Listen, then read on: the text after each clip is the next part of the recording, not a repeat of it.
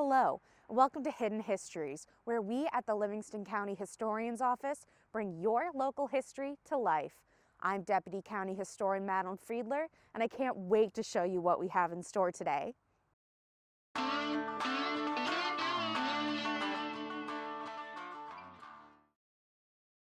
Today, Route 63 takes people to and from town every day for work, school, and shopping. But before this major road, what was getting around Livingston County really like? Well, right here there was a stagecoach path leading all the way from Batavia to Bath, passing through the area we now know as Piffard, which was settled in 1822, but back then was no more than just a few scattered settlements. In 1824, David Piffard settled here, eventually giving the hamlet its name. Now, he was a wealthy gentleman farmer, meaning that he could afford to farm for pleasure instead of profit. He most likely hired someone to run the day-to-day operations, and I doubt he wore muck boots very often. A year after Mr. Piffard settled here in 1825, the Erie Canal officially opened and trade in Western New York changed forever.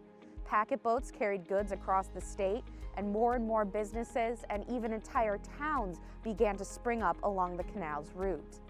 To spread this success even further, New York State passed an act to begin construction of the Genesee Valley Canal in 1836.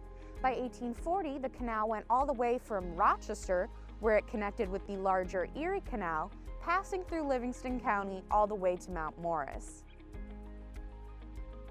The canal, and eventually the Genesee Valley Canal Railroad that would succeed it, ran down the path we now know as the Greenway. This serene 90-mile-long New York State Park brings thousands of visitors every year and connects communities through history and outdoor recreation. Like the travelers on modern highways today, travelers along the canal would need places where they could stop and rest, eat, and enjoy a quick drink before heading back on the road. This is when D.S. Thompson first decided to open Thompson Tavern here in 1840, but now we know it by a different name, the Yard of Ale. Now, this restaurant has lived quite a few lives in its nearly 200 years of history, first as the Thompson Tavern, then later the Butler Brothers Hotel, the Conway House, the Hotel Genesee, the Olson Restaurant, the Colonial Inn, and finally, the Yard of Ale. Although it's changed hands a few times, something about this place has always attracted locals and travelers alike to come stop in. Current owner Brian Simmons is paying homage to the building's past by decorating his restaurant with historic mementos from Piffard and the surrounding area. So the next time you go out to dinner, think about who else has sat in this room? What did they order? Where were they going? What were they like? How can I find out more?